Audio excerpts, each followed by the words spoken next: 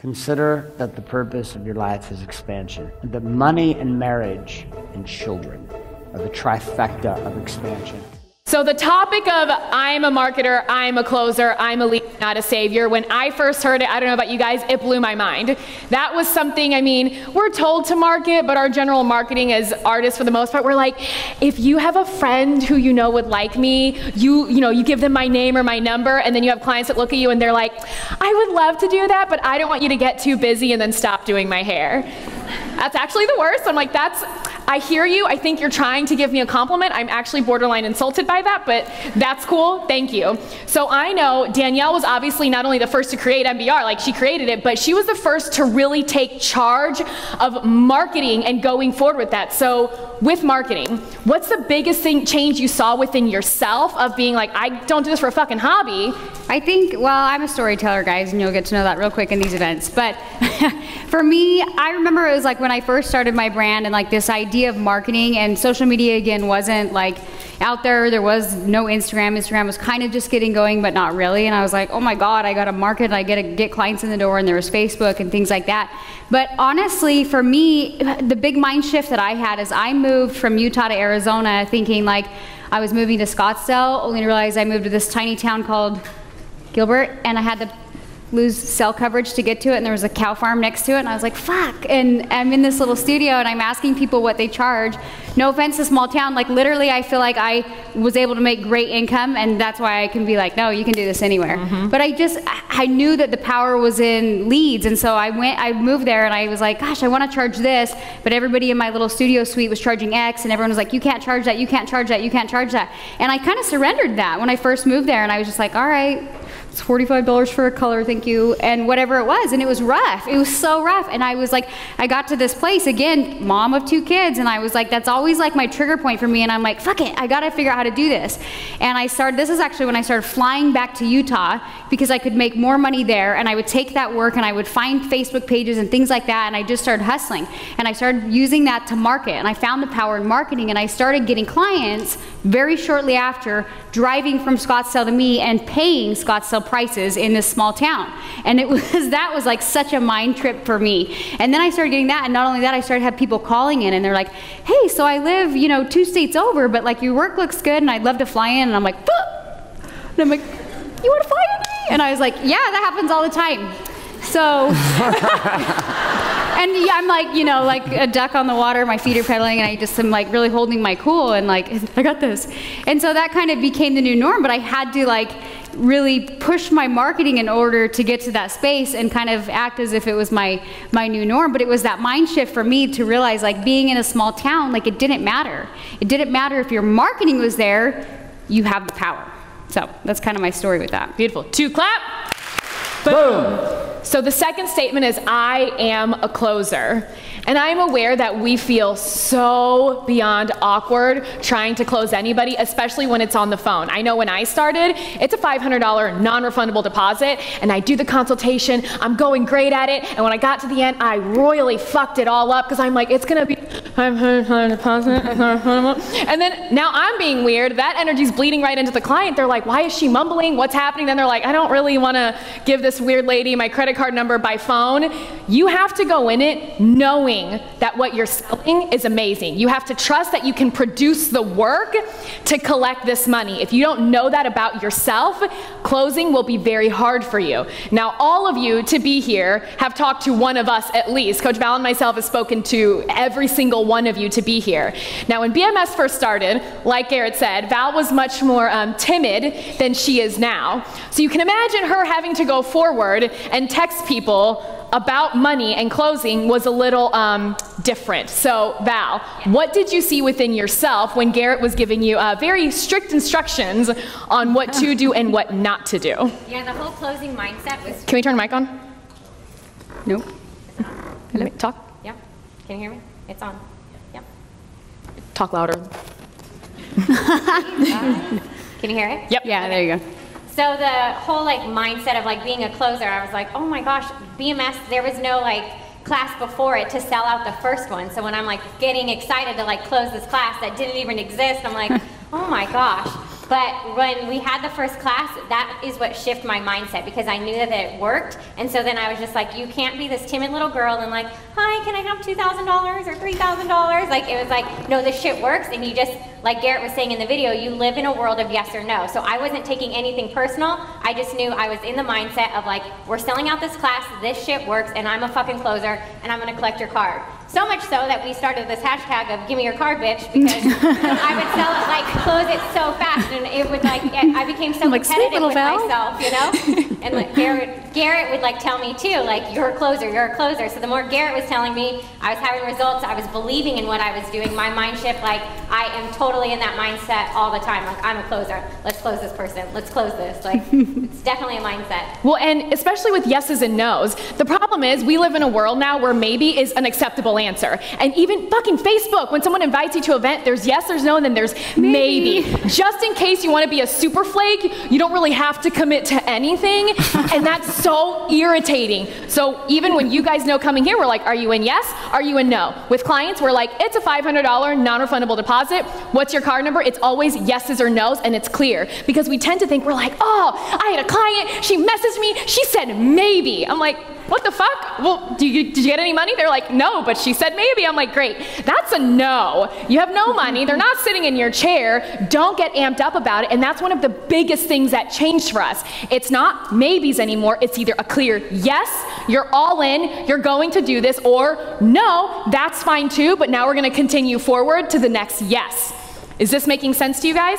Yes. And if you are a marketer too, like, you're not scared of that if it's a no. No. If you can own that marketing side of you, just like when you panic when you're mixing a color and you're like, I don't know what the fuck I'm doing, but you go out and you're like, I got this shit, it's gonna be best. That's how you have to go into closing. You have to give yourself that pep speech where you're like, I'm a closer. And over time it becomes the new norm, and guess what? You are a closer, and every single person in this room is a closer. And so that's kind of why we nail it in, but it's, you start to believe it. And so then the very last piece is, I am a leader, not a savior. And I can guarantee you, this one will be the hardest one for every single one of you, because as artists, as hairstylists, we see the difference that we can make in a woman's confidence and how she feels and her sexiness in her life. So we want to do that to everyone, including women who will come in and you're like, this shit is like 3 inches long. I know this is not going to work, but you're like, you know what? I got you. I can try it. I'm going to guarantee you now it's going to turn into a shit show and something that you don't want to handle. You want to know how I know? Because I've done it. Anything that you could maybe kind of sort of fuck up along the way, we all three know, don't do it, because we have done every single thing. Just because someone contacts you and they're willing to pay you doesn't mean they're qualified to sit in your chair. It does not mean they are qualified to get NBR. And it's nothing rude, it's nothing personal, but you have to once again go forward and protect yourself. Would you rather tell this client, hey, you know what, your hair's a little bit too short right now, but I'll reach back out to you in 6 months and see where you're at? Would you rather do that, or be like, you know what, this is gonna be great, I'll totally put NBR in, and now all of a sudden they're pissed off, they're texting you at midnight, a bead probably slipped at some point, and now every time you see your phone ding, you're so stressed out you don't even wanna look at it. It's not worth your time and energy. If you're not going forward and marketing yourself, how are you actually supposed to get clients for a service that nobody knows you're doing? You're not going to. It's literally not going to happen. So Val and I are very interesting people in the sense that when BMS first began and marketing and Daily 4 and things like that were very first introduced, Garrett said, here's what we're doing, here's how you market yourself. You're gonna be doing live videos, you're gonna be posting pictures, doing audios, everything like that. And I'm like, oh, this is fucking crazy, oh my God. Everyone in my studio, they're gonna see me take pictures, they're gonna think I'm crazy, they're for sure gonna talk shit when I start live videos, because nobody did that anywhere where I live, not in Missouri. So I'm like, okay, this is gonna be a bit of a tricky one. Kind of just said fuck it and did it anyway. I got a ring light, I got a good camera, and did people talk shit? Yeah, I'm not gonna lie to you and be like, no, they were all really supportive of me. No, they were not. It was one of those things. I had a studio suite where actually 2 of the walls were glass, and they'd walk by almost like, what's she doing? Did you see what Ani's doing? And I'm like, it's cool. I literally had to just put up blinders and focus on only what I was doing in that moment. Because if not, it was so easy to get sidetracked by all the chatter of people being like, why is she taking pictures? Why Why is she actually doing that? What is happening? So, with Daily 4, which is audios, videos, pictures, and text, I know you guys have heard a little bit about it, I jumped in feet first, and I was like, you know what, I'm gonna do it, because I'm not gonna half-ass commit to doing something and then be pissed off when it doesn't work. That solely relies on me, that falls on me, and that's also at that point a waste of my time. If I'm gonna commit, I'm going full force forward and I'm doing this. So I did. That is one of the reasons why my business took off so quickly, and in 8 months from when I took my first BMS, I was able to actually stop taking all other services and just do 3 days a week of NBR clients. Danielle, marketing, communicating a message. I just think it's so important to communicate a message because it's literally the way to get your dream client in the chair. And I feel like we all say, oh, well, I take before and afters, but you really have to like showcase a little bit of you. I genuinely am at such a cool place in my career where every person that sits in my chair, we have such a good time, we have such a good vibe, and I believe that's based on communicating a message and attracting that a client that fits for you. So it sounds redundant, and with social media, everyone's like, well, that's like the new thing. Everybody takes before and afters, but not really. Like, are you taking a photo of every single client that sits in your chair? You know what I mean? It takes repetition, and you have to continue to do that. And not only that, you have to be good at doing videos. You have to be willing to kind of put yourself out there. That's the biggest thing. Is a lot of hairstylists I meet, including, well, not Ani, but me and Val, we tend to be a little bit like introverted at times, but we've really learned to branch out of our shell. And it's funny, in doing that, people are like, I like you guys. I'm like, oh, you like us? They're so fun. Yes. So it's just, you'll find your own tribe even within inside of your clientele by being willing to kind of get uncomfortable, and you'll feel like a dork, and all of a sudden it's like the new norm, and clients will even tell you, like, I love that video. And even if you're just kind of doing it for your clients, like, that's another thing that we send our clients: videos, audios. I have like a whole video series of me talking about how to take care of these I send to my clients. So there's so many ways that you can put out content, and I don't care where social media is going, it's something that you always need to be consistently doing to really attract that dream clientele, like all of us have done here. And something that I want to touch base on, and something that Val had just said, that she saw that the students, not that they were surpassing you, but with Daily 4, like, they were getting such big results. Even inside Mastermind, this is actually something that we track all the time, because here's what it is. You guys know how much I love numbers. You guys all brought your numbers here, and I got so many messages of aneurysms being had over people actually having to do math. But guys, it's cool, it's done now. You have your paper, so it's fine. But even with that, what we're seeing is the weeks where people are really, like, if they're spending a month and they're doing the Daily 4 every single day, and they're putting themselves out there, and they're communicating that message, they see their leads go up, which means their applications are going up, they're getting more consultations, more money, more clients in the chair. And here's what happens, then they're like, whew, I did that for a month, that was exhausting, I think I'm gonna take a break for like a week, and then they slip a little bit, and then slip a little bit more, and then all of a sudden it's been like 3 fucking weeks, they haven't posted a picture or done a video, and they see the decline in clients wanting to come to them. And because inside Mastermind, these are actually things that we track every single week, they're turning in these numbers, we can see where the artists are at, because if they come to me and they're like, hey, this shit's not working, I don't really know what's happening, I'm like, dude, I hear you, I get it, but you have been zeros all across the board for 3 weeks. They're like, well, yeah, but it's not working. I'm like, well, what work are you actually putting in? What's happening behind the scenes?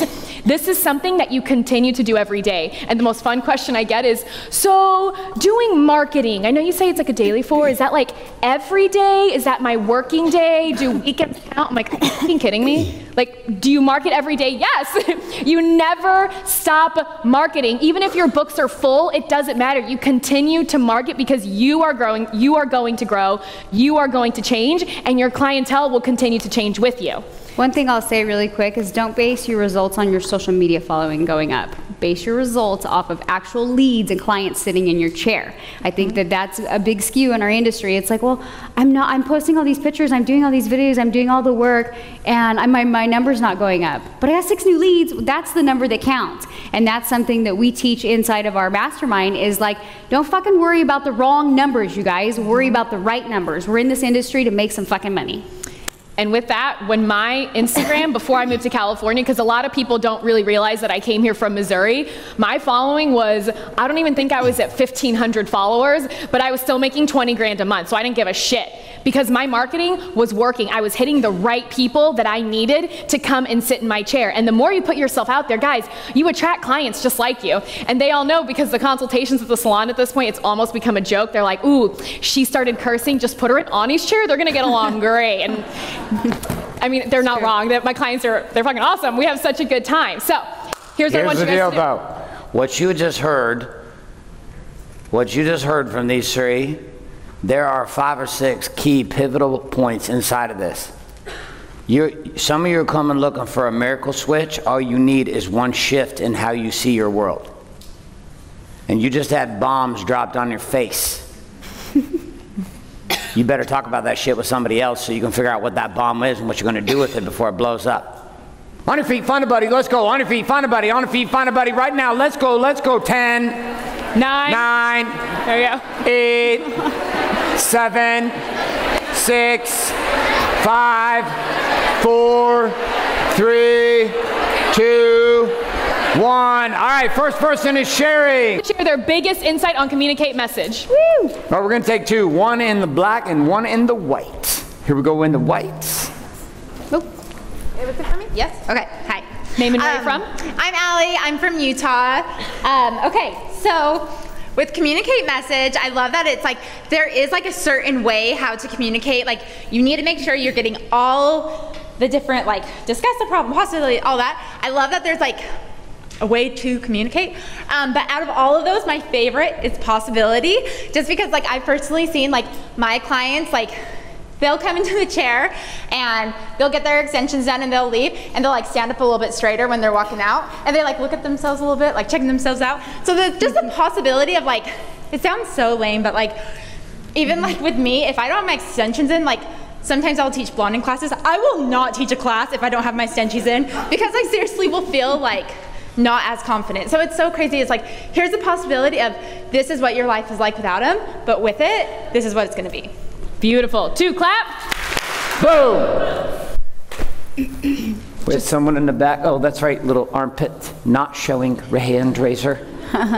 You ready? I'm just gonna come from way back here. You ready? Let's go. Oh. Nice! Oh. I got no hands. Okay. Name and where you're from? Hi, I'm Morgan, and I'm from Pleasanton, California. Hi. I think my biggest insight was communicating communicating a message and really being committed to the message that you're communicating. So communicating a message that is reputable and you're wanting to create like this luxury brand, so you want to embody that in yourself. I also think that making very simple guidelines for your clients to follow will make their day easier as well as yours.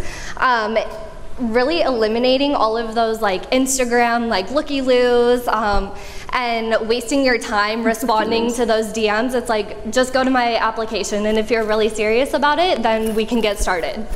Beautiful. 2, clap. Boom. Well done. All right, from the middle, who wants to share their biggest Come in the middle. Stand up if you're in the middle and you want to talk. Stand up if you want to share. Stand up. Oh, we got 3 people to stand up. We got armpits way over there, way up in the air. Did you just sit back down? What? You were so committed. You were the only one with the armpits. All right, we're going to go here, here, and here. Are you ready? I'm coming all the way across. Come on. Dangerous. Oh, spot check. Okay, so I'm super nervous. I don't normally do this, but I'm just really inspired. Okay, cool. So go ahead and sit down. Sit. Okay, throw me the microphone. That was a shitty pre-frame. Oh, okay. Empower, you owned it. You were up here, you had hand high, you were standing up, you were like, give me the goddamn microphone. Then you gave me, I don't know what the heck. Well, I'm fine, very alive. Bullshit. You ready? Yes. We're gonna try again. Are you ready? Show me armpits like you had it before. All right, yes.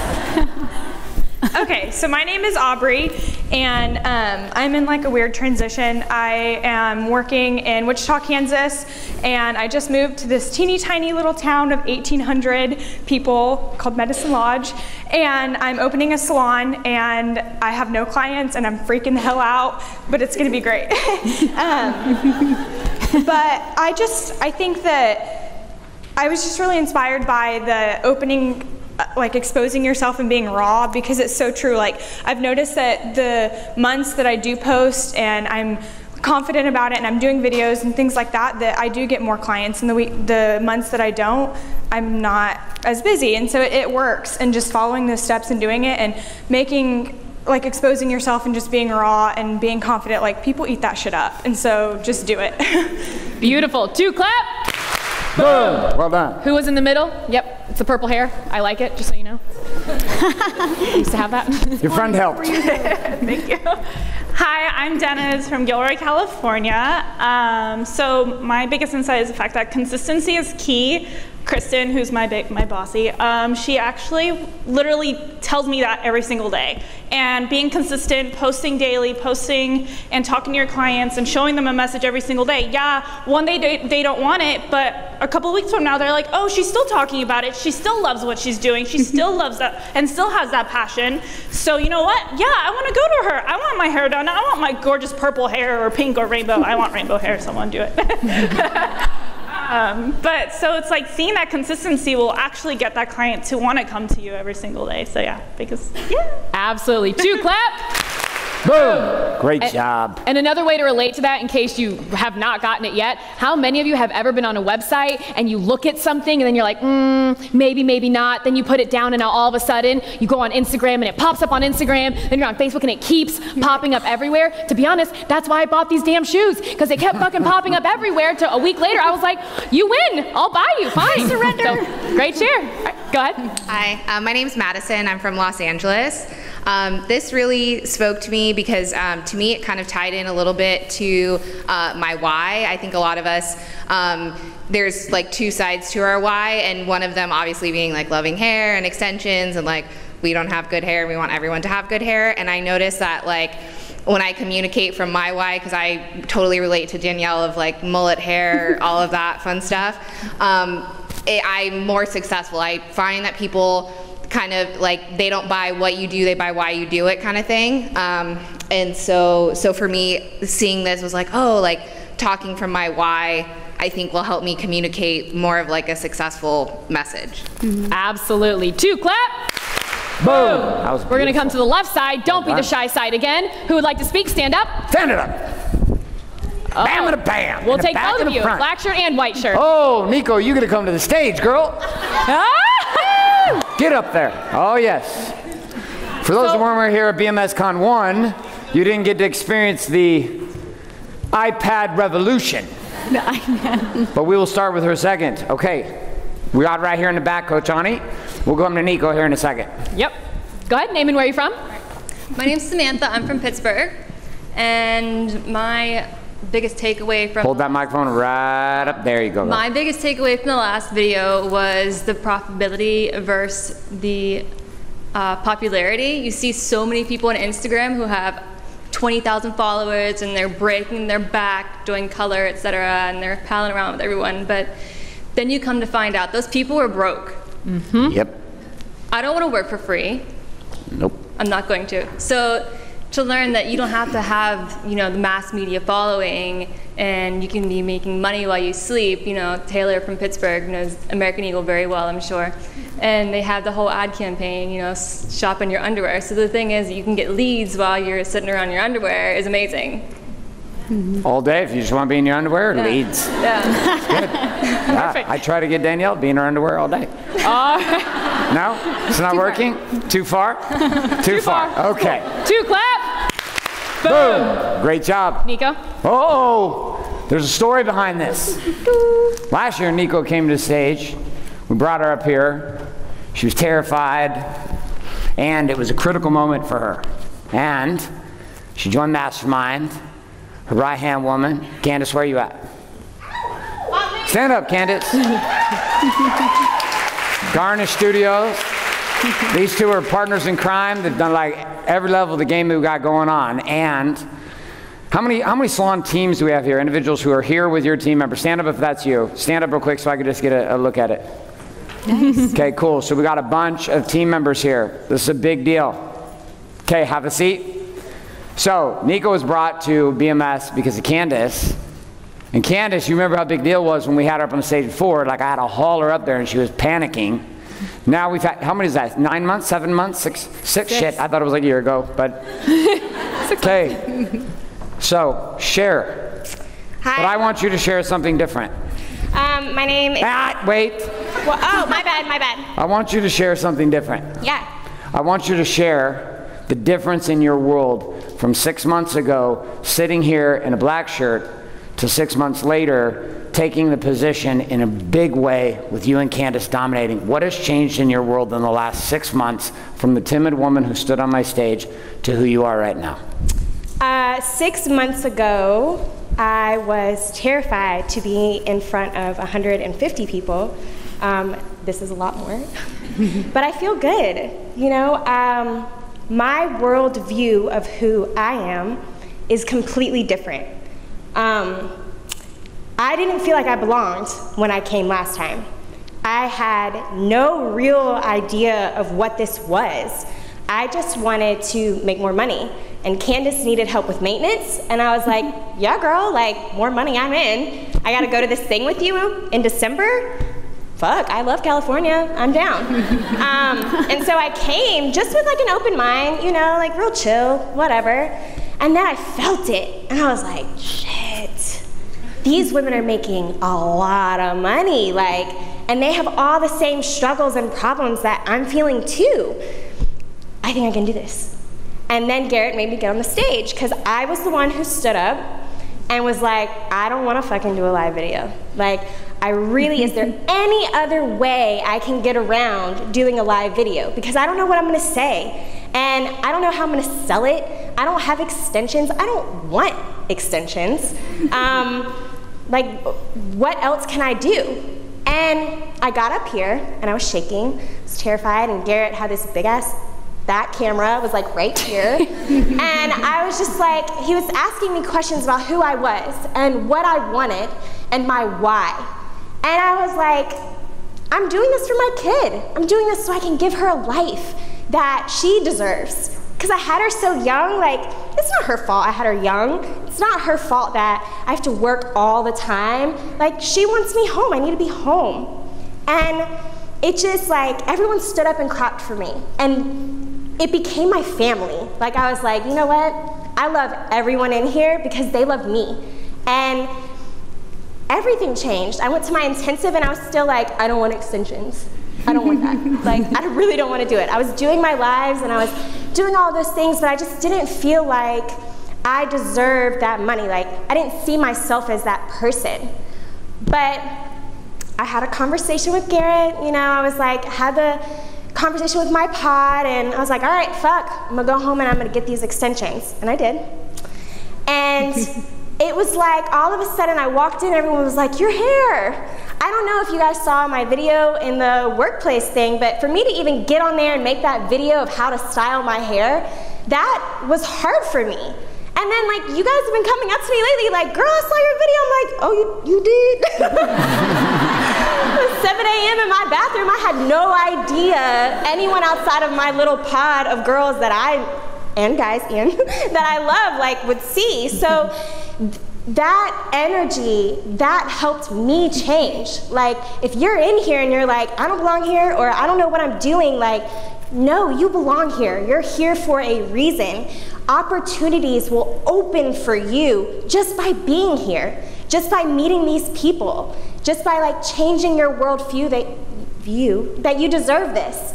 And now that I'm here and I put in the work and I did all the fucking live videos and I got the extensions, my boss, Candace, was like, I am going to change the salon. I'm gonna make it an extension-only salon. And y'all don't know me, some of you do, but I love my salon. Like, I am die hard for my salon, just as it was. That's how I wanted it to stay. I wasn't ready for a change. I damn sure was not ready to do extensions only. I was just like, ugh, really? Like, what am I gonna do? And she had a hot seat in Mastermind. And she was like, this is what I'm doing with my team. And Garrett was like, all right, that sounds great. You need a sidekick. You need like a right hand. And I'm watching her hot seat and I'm like, oh shit. I don't want to do it. I don't want to do it. And I go to work the next day and she's like looking at me and she's like, is the seat yours? You gonna take the seat? I was like, Candace, I can't. And so the next week, I had a hot seat. And Garrett looked at me, and you will see it, he'll like look deep in your soul, and he'll be like, what are you doing? Stand up, Nico, rise. Everything that you have been doing has been for this moment. When I tell you I have flown to California just for color classes by myself, like not because Candace told me, but because I wanted to better myself. I'm from North Carolina. I'm from Knightdale, North Carolina, middle of fucking nowhere, flying to San Diego just because I fucking can. Like, I am so hungry to be better. I didn't even know how great I could be, but it was just like taking the opportunity, staying open-minded. That door opened for me. Do you guys know how much money I'm about to make? Like, my whole life has changed. My worldview of who I am has changed. 6 months ago, I didn't sound like this on the stage. I didn't feel like this. I feel so good. I feel so balanced. I am nowhere where I want to be, but I'm on my way, and I'm so clear of where the fuck that is. And that, I think, is the most important thing.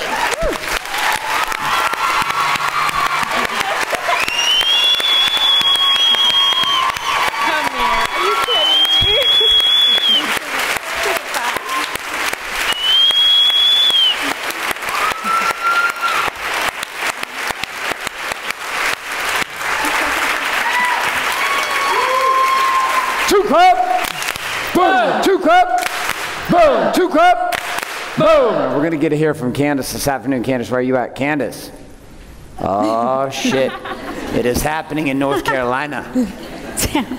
I'm gonna pull a clip at lunch and I'm gonna show you the video of Nico from 6 months ago.